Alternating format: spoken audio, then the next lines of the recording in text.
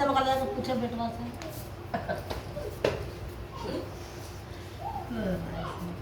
चलिए ठीक। खेलो खेलो तुम लोग। मां लीची ले जाकर सब खा गई। हेलो दोस्तों, कैसे हैं? आशा करता हूं कि स्वस्थ होंगे, मस्त होंगे। आप देखिए, बट सावित्री का व्रत कथा है जो हमको कहने का ड्यूटी मिला है, कहना है।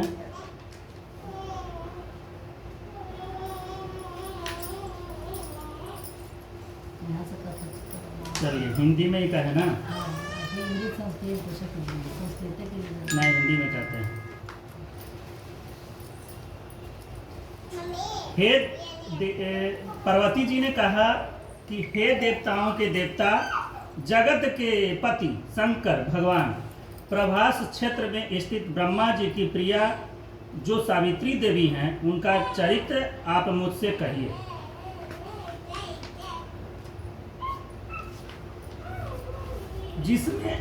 जिसमें उनके व्रत का महत्मन्य हो और उसके संबंध का इतिहास हो, जो स्त्रियों के पाति व्रत को देने वाले सौभाग्य और महान उदय का करने वाले हों। तब शंकर भगवान ने कहा कि हे महादेवी, प्रभास क्षेत्र में स्थित सावित्री के असाधारण चरित्र को मैं तुमसे कहता हूँ। हे महेश्वरी, सावित्री स्थल नामक स्थान में राज्य कन्या सावित्री ने जिस प्रकार से उत्तम बट सावित्री व्रत का पालन किया, मध्य देश में एक धर्मात्मा सभी प्राणियों के हित में तत्पर रहने वाला, राजधानी तथा राज्य में रहने वाले प्रजाओं के प्रिय अश्वपति नामक राजा था, जो कि क्षमाशील, संतान रहित, सत्यवादी और इंद्रियों को बस में रखने वाला था। एक समय वह राजा प्रवास क्षेत्र की यात्रा के निमित्त वहां पर आया और विधि पूर्वक यात्रा करता हुआ सावित्री के स्थल पर पहुंचा। वहां पर उस राजा ने अपनी रानी के साथ इस व्रत को किया, जो सावित्री के नाम से प्रसिद्ध सभी प्रकार की कामनाओं को पूर्ण करने वाले भूर्वस्व इस मंत्र की साक्षात मूर्ति बनकर स्थित श्री ब्रह्मा जी की प्रिया सावित्री देवी उस राजा पर प्रसन्न हुई। शांत से बैठो ना बेटा। कमंडलू को धारण करने वाली यह सावित्री देवी दर्शन देने के बाद पुनः अदृश्य हो गई और बहुत दिनों के बाद उसी राजा के यहाँ देवी के समान रूप वाली कन्या के रूप में उत्पन्न हुई। सावित्री की प्रसन्नता से प्राप्त तथा सावित्री की पूजा करने के बाद हुई अतः राजा ने ब्राह्मणों की आज्ञा से अपनी उस कन्या का नाम भी सावित्री रखा। वह राज कन्या सावित्री साक्षात शरीर धारण की हुई लक्ष्मी के समान सुशोभित होती हुई बढ़ने लगी और धीरे धीरे सुकुमार अंगों वाली वह यौनावस्था को प्राप्त हुई, जिसके मध्य भाग सुंदर और नितंब भाग विस्तृत थे और जो सुवर्ण की प्रतिमा के समान दिखाई पड़ती थी। लोग उसे देखकर यही समझते थे कि यह कोई देव कन्या है। कमल के समान विशाल नेत्रों वाली तथा तेज से अग्नि के समान प्रज्वलित होती हुई वह सावित्री महर्षि भृगु द्वारा कहे गए सावित्री व्रत को करने लगी, जिसके आरंभ में शांत बैठो ना बेटा। सुंदर वर्ण वाली उसे उपवास करके सिर से स्नान की हुई सावित्री ने देवता की प्रतिमा के पास जाकर के अग्नि में हवन करके ब्राह्मणों से स्वस्तिवाचन कराया और उस ब्राह्मणों से अवशिष्ट पुष्पांजलि ग्रहण करके सखियों से घिरी हुई लक्ष्मी देवी के समान सुंदर रूप से सुशोभित हुई और बड़ा रोहा वह राजकन्या समीप में जाकर के पिता के चरणों में प्रणाम कर प्रथम प्राप्त पुष्पांजलि को निवेदित कर हाथ जोड़ करके राजा के पास सर्व में स्थित हुई। युवावस्था को प्राप्त हुई देखकर राजा ने उसके विषय में मंत्रियों से सलाह लेकर राज कन्या से कहने लगा, हे पुत्री, तुम्हें योग्य वर को देने का समय आ गया है। मुझसे कोई तुम्हें मांगने के लिए भी नहीं आता। मैं विचार करने पर तुम्हारी आत्मा के अनुरूप वर को नहीं पा रहा हूँ। अतः हे पुत्री, देवताओं के निकट मैं जिस तरह निंदनीय न हो वैसा तुम करो। मैंने धर्म शास्त्रों में पढ़ा और सुना भी है यदि पिता के गृह में रहती हुई विवाह के पहले ही जो कन्या रजोधर्म से युक्त हो जाती है वह शूद्रा के समान समझी जाती है तथा उसके पिता को ब्रह्म हत्या के समान जाप लगता है। इसलिए हे पुत्री, मैं तुमको भेज रहा हूँ और तुम स्वयं अपने योग्य वर ढूंढ लो। वृद्ध मंत्रियों के साथ शीघ्र जाओ और मेरी बात को मानो। इसके बाद जैसा कहते हैं वैसा ही होगा। ऐसा कहकर सावित्री घर से निकलकर राज्य ऋषियों के रम्य तपोवन की ओर चल पड़े और वहां पहुंचकर मानवीय वृद्ध जनों को प्रणाम कर सभी तीर्थों और आश्रमों में जाकर के पुनः मंत्रियों के साथ सावित्री अपने गृह पर आ गई और वहां पर पिताजी के समक्ष पवित्र देव ऋषि नारद को बैठे हुए देखा। आसन पर बैठे हुए नारद जी को प्रणाम कर मुस्कुराती हुई जिस कार्य के लिए वन में गई थी सारी कथाएं उनसे कहने लगी। सावित्री बोली, हे महर्षि देवर्षि नारद जी, शाल्य देव में धर्मात्मा द्रुमसेन नाम से विख्यात एक क्षत्रिय राजा है जो दैववश अंधे हो गए हैं। उस समय उनको छोटा सा एक बालक और उसकी माँ थी। ऐसे समय में अवसर पाकर उनका पूर्व बैरी रुक्मी नामक एक सामंत राज उनसे छीन लिया। अतः वह आर्य धूमसेन छोटे बच्चे को साथ लिए हुए अपनी स्त्री के साथ जंगल की ओर चल दिए। उनका वह पुत्र वन में ही बड़ा होकर के परम धार्मिक सत्य बोलने वाला अतः अपने अनुरूप पति समझ करके मैंने उसे मन से वरण कर लिया।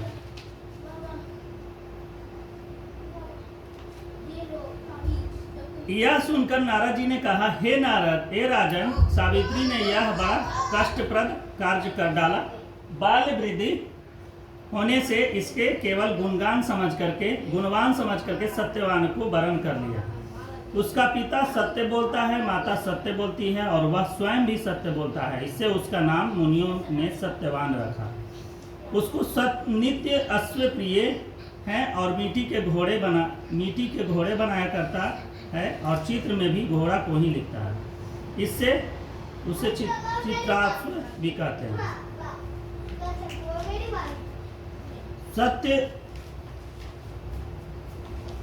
सत्य दान और गुण में रात देव के शिष्य के समान, ब्रह्मों की रक्षा करने वाला और सत्यवादी औशीनर शिव के समान, यायाति के समान, उदार चंद्रमा के समान देखने में प्रिय लगने वाले रूप में दूसरे अश्विनी कुमार के समान, धूमसेन के समान बलवान है। किंतु उसमें केवल यही एक दोष है, दूसरा कोई नहीं। सत्यवान आज से ठीक 1 वर्ष पर क्षीण आयु हो जाने से देह त्याग कर देगा। इस प्रकार नारद जी की बात सुनकर के राजकन्या सावित्री ने राजा से कहा,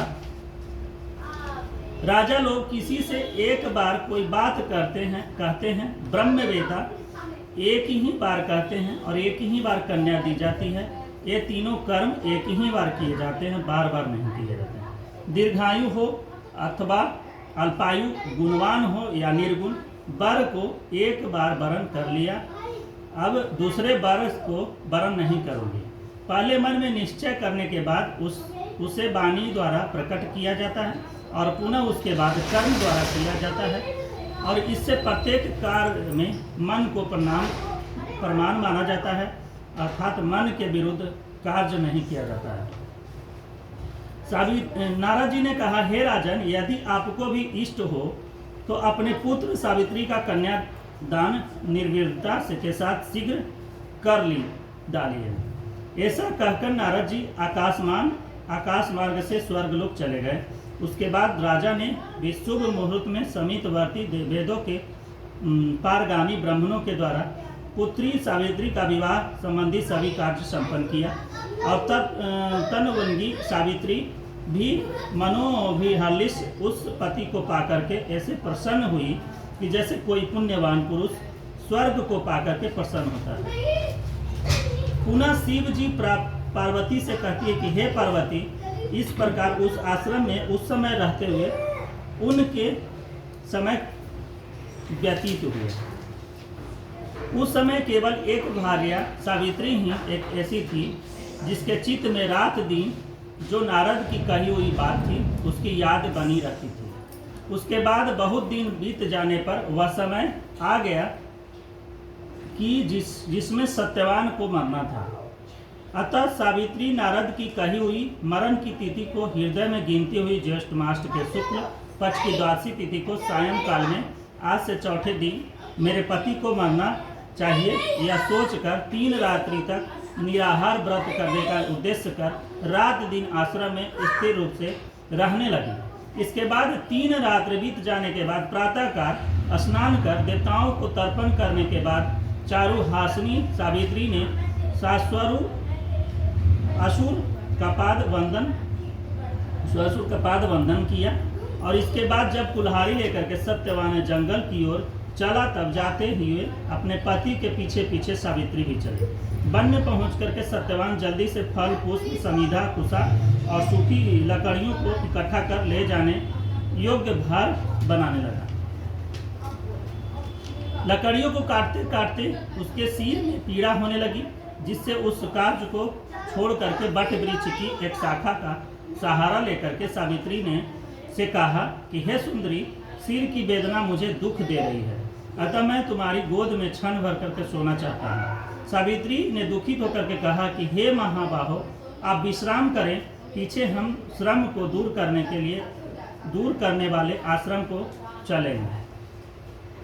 जैसे ही पृथ्वी पर बैठी हुई सावित्री न सत्यवान के सिर को अपनी गोद में रखा, वैसे ही उसने कृष्ण मिश्रित पिंगल वर्ण वाले किरीटधारी पीत वस्त्र पहने हुए साक्षात सूर्य के समान उदित हुए और पुरुष को देखा। तो उसे देख करके सावित्री प्रणाम कर मधु वचनों से उससे कहने लगी, आप देवताओं और दैत्यों में से एक हैं जो मुझसे धर्मच्युत करने के लिए आए हैं। मुझे अपने धर्म से च्युत करने के लिए कोई समर्थ नहीं था, क्योंकि हे पुरुष श्रेष्ठ, मुझे धधकती आग की लपट के समान ही समझिए। यमराज ने कहा कि मैं सब प्राणियों के लिए भयंकर और कर्मानुसार उनका उचित दंड देने वाला यम हूँ। तो ही पतिव्रता सावित्री, ए बेटा शांत बैठो, सावित्री में पड़े हुए तुम्हारे पति की आयु समाप्त हो गई। बैठो चुपचाप। इसे यमदूत पकड़ नहीं ले जा सकते, इसलिए मैं स्वयं आया हूं। बदमाशी ना करो बेटा। ऐसा कहकर फांस को लिए हुए यमराज ने सत्यव्रत के शरीर में अंगुष्ठमान शरीर वाले पुरुष को बलपूर्वक निकाल लिया। इसके बाद प्रीतिगण से सेवित यमपुरी के मार्ग की ओर चलना शुरू किया। चलना, खेलो ना तुम लोग जी, बेटा खेलो ना भैया के साथ। वो बड़ा रोहा सावित्री भी उसके पीछे पीछे चली।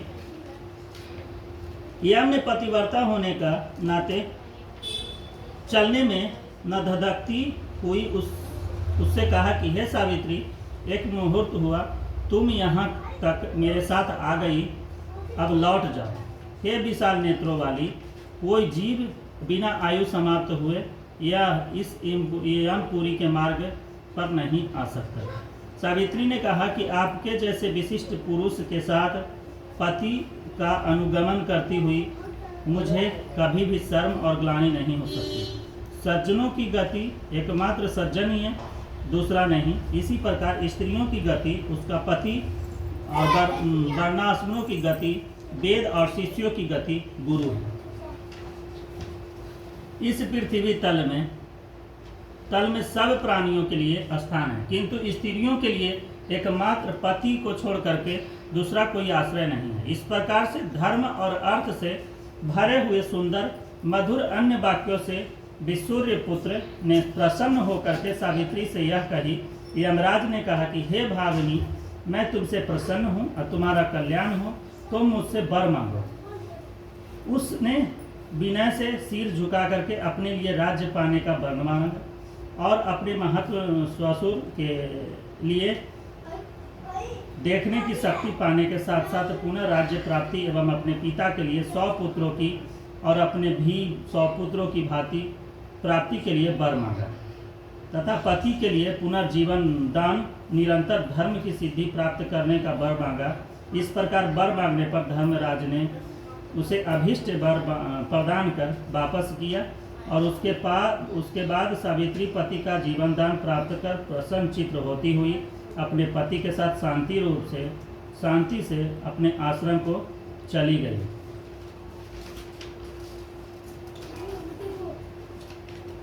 उसी सावित्री ने ज्येष्ठ की पूर्णिमा के दिन इस सावित्री को व्रत किया था, जिसके प्रभाव से राजा को पुनः नेत्र की प्राप्ति हुई और उसके बाद उन्हें निष्कंटक अपने देश और राज्य की प्राप्ति हुई और सावित्री के पिता को 100 पुत्र और सावित्री को भी 100 पुत्र प्राप्त हुए। इस प्रकार सावित्री के व्रत महात्म्य को मैंने तुमसे कह दिया।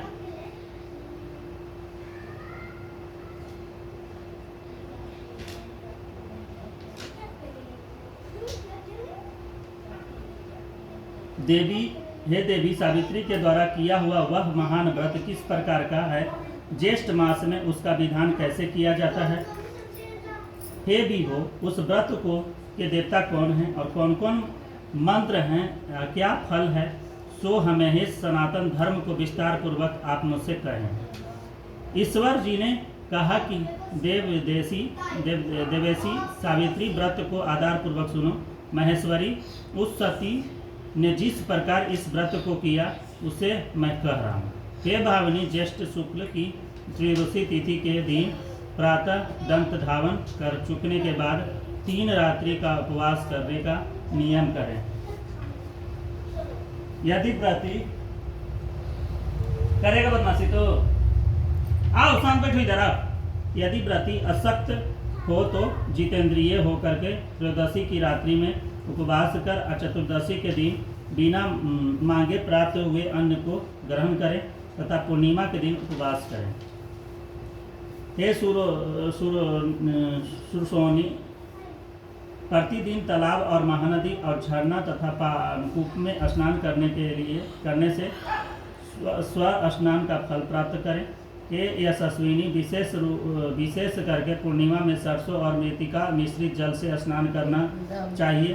प्रस्थ और अटने लायक पात्र में बालू भर करके यथा यब साली धान्य तिल भर करके और 2 वस्त्र के टुकड़े से बेशी बांस की डलियां में अवश्य सब अवयवों से सुशोभित सुवर्ण, मीठी और काष्ठ की बनी हुई सावित्री की प्रतिमा को रख करके उसमें सावित्री के लिए 2 श्वेत वस्त्र दे दें और ब्रह्मा की प्रतिमा के लिए श्वेत वस्त्र दे दें। इस प्रकार के ब्रह्मा के साथ सावित्री तथा यथाशक्ति गंध पुष्प धूप दीप नैवेद्य से पूजन करें। पूर्ण तैयार हुई तरोई और कोहड़ी, ककड़ी, नारियल, खजूर, अनार, जामुन, नींबू, नारियल, अखरोट, कटहल, जीरा, काली मिर्ची के टुकड़े, गुड़, सेंधा नमक, अंकुरित सप्त धान्य को बांस की बनी हुई डालियां में रखकर रेशमी वस्त्र में बेष्टित कर कुकुम केसर के रंग से रंग दे दे। इस प्रकार से ब्रह्मा जी की प्रिय सावित्री की स्थापना होती है और ब्रह्मा के साथ उस सावित्री प्रतिमा का मंत्र के साथ पूजन करें। इतर पुराणों में यह मंत्र कहा हुआ है, जिसके पूर्व में अहंकार का वर्ण ऐसी बीना और पुस्तक धारण करने वाली वेदों की जननी, हे देवी, तुम्हें नमस्कार है, मुझे विधवा न होने का वरदान है। इसी प्रकार से विधि पूर्वक पूजन करने वहाँ पर रात्रि जागरण की विधि करावे और गाने बजाने के साथ नर नारी वृद्ध मिलकर के नृत्य शास्त्र में भी शारद के साथ नाचें और हंसी खुशी के साथ रात्रि व्यतीत करें और सावित्री की कथा अच्छे ब्राह्मणों द्वारा गीत भाव और रस के साथ प्रवान होने तक कहलवाएं। इस प्रकार से सावित्री का ब्रह्मा के साथ विवाह विधि संपन्न कर 7 दंपतियों को श्वेत वस्त्र पहना करके सभी सामग्रियों से युक्त गृह दान देना चाहिए और वेद के दाता ब्राह्मणों को सावित्री की प्रतिमा देना।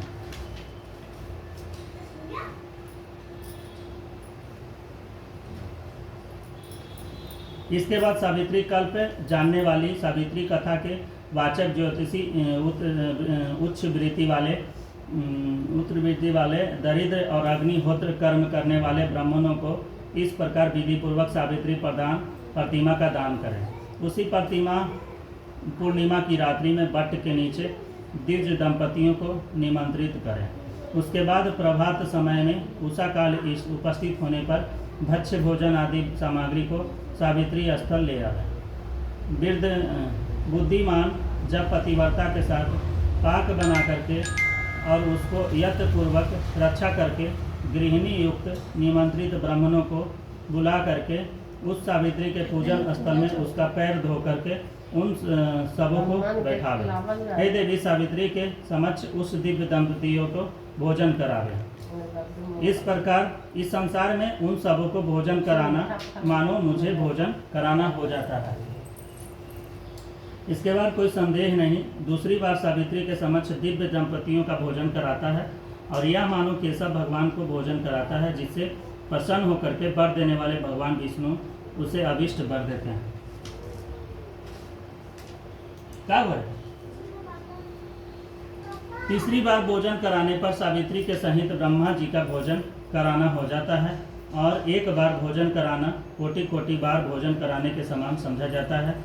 हे महादेवी, सावित्री के पूजन स्थल बट के नीचे 18 प्रकार के षष्ठ रस भोजन बना करके देवी के समक्ष दिव्य दंपतियों को खिलाने से उनके कुल में कोई स्त्री विधवा न बंधे और अभागिनी न कन्या मात्र को पैदा करने वाले, न अपने पति को अप्रिय लगने वाले और असत्य और नारियों के प्रसिद्ध दोष कभी उसके कुल की स्त्रियों में नहीं होता। इसलिए हे देवी, विशेष यत्न के साथ सावित्री देवी के आगे कड़वा तीता रस से सहित ही भोजन देना चाहिए। उस समय स्त्रियों को अम्ल क्षार पदार्थ युक्त भोजन कभी नहीं करना चाहिए, यदि बल्कि 5 प्रकार के मधुर हृदय को प्रिय लगने वाले सुंदर रीति से पकाए हुए अन्न का ही भोजन करना चाहिए। घृत से पूर्ण और अधिक दूध में पड़े हुए पुए बनावें और दूसरे पुए ऐसे बनावें कि व्रती के रूप में शोक रहने वाले अशोक वर्तिका नाम से प्रसिद्ध हो।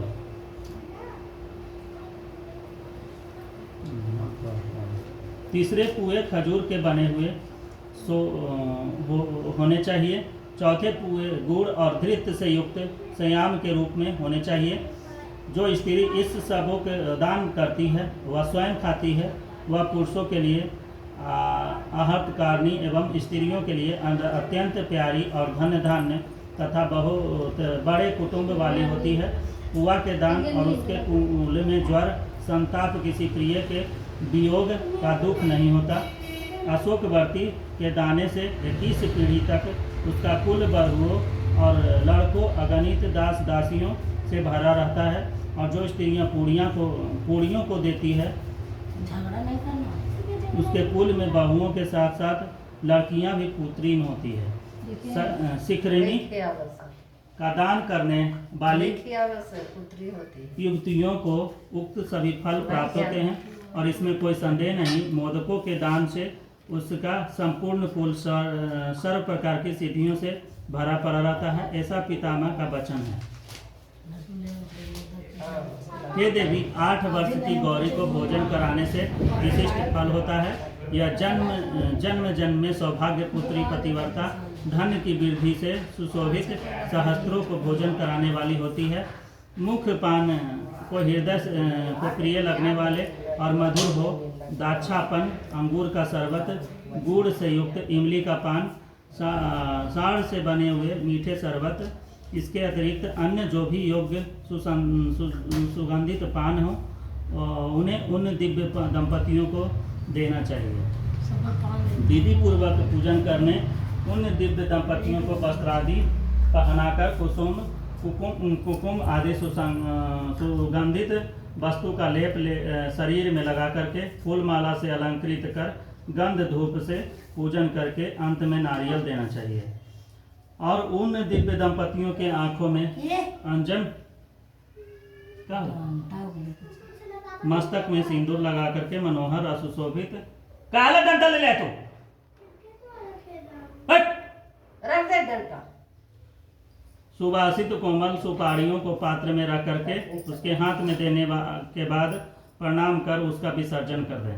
अंत में इस के से निवृत्त होकर के बंधु और बालकों के साथ स्वयं भोजन करें।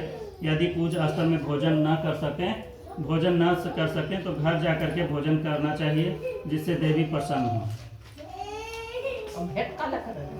टंटो लेकर इसमें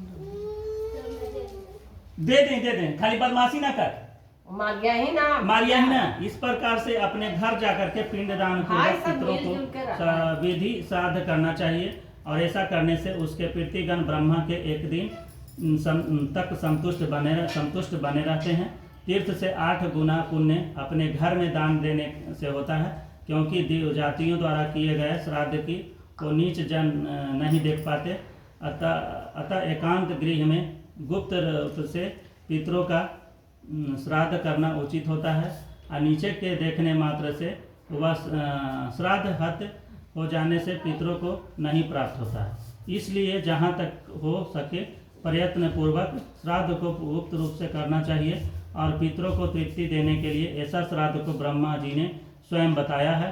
पूर्वोक्ति गौरी को भोजन कराना आदि जो क्रियाएं वे उत्सर्ग कहलाती है, मनुष्यों को कीर्ति प्रदान करने वाली होने से राजसी कही जाती है। अपना हित चाहने वाले व्यक्तियों को कहे हुए यह दान सदा देना चाहिए। यदि सात्विक फल की चाह और जो श्राद्ध से में विशेष रूप से इस प्रकार के दान देने चाहिए, जैसा कि ऊपर कहे आए हैं।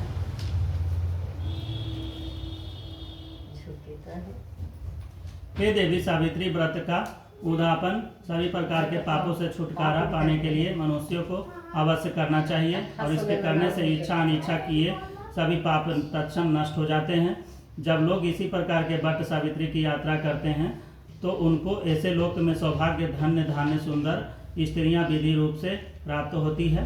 और यात्रा विधान जो कोई मनुष्य भक्ति पूर्वक करता है तो व्रत सावित्री व्रत कथा को सुनता है या पापों में से छुटकारा पा सकता है। हे देवी, जो पुण्य ज्येष्ठ पूर्णिमा के दिन विधि पूर्वक सावित्री के पूज्य स्थल की 108 और 54 तथा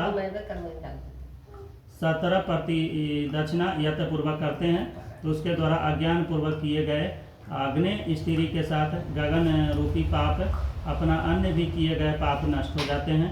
कोई संदेह नहीं है। उक्त सावित्री के स्थल के नीचे जाकर संध्या बदन किया करते हैं, और अपनी पत्नी के हाथ में लाए हुए पाड़कूप के जल से सुवर्ण की झाड़ी और मिट्टी की झाड़ी से भागनी जल लेकर के संध्योपासन करके, और उसके द्वारा 12 वर्ष तक की संध्योपासना की हुई मानी जाती है। पाड़ुकूप से स्नान करने से अश्वमेध का फल मिलता है, दान देने से 10 गुना फल, और उपवास करने से शून्य से अनंत तक फल मिलता है। इति स्कंद पुराणे अंतर्गते प्रवास खंडित स्थिते सावित्री व्रत विधि पूजन कथन नामक 16 अध्याय में कही गई सावित्री व्रत कथा का भानुवाद दैवज्ञ वाच्यस्पति श्री वासुदेव द्वारा समाप्त किया गया।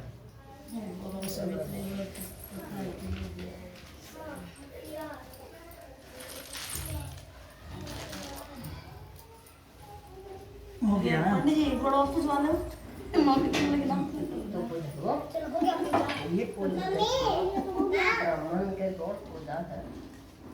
हमने ब्राह्मण अभी आई है तो इनका मुझे पापा पूजा ठीक है। अब तो खेलेंगे पापा हम लोग। पूजे थे तो पहले ही कर दे का करी तो भाई कथा का पहला है दादा कल गया इसको टिक्का खड़ा है तब देखो हां पूजा हो गई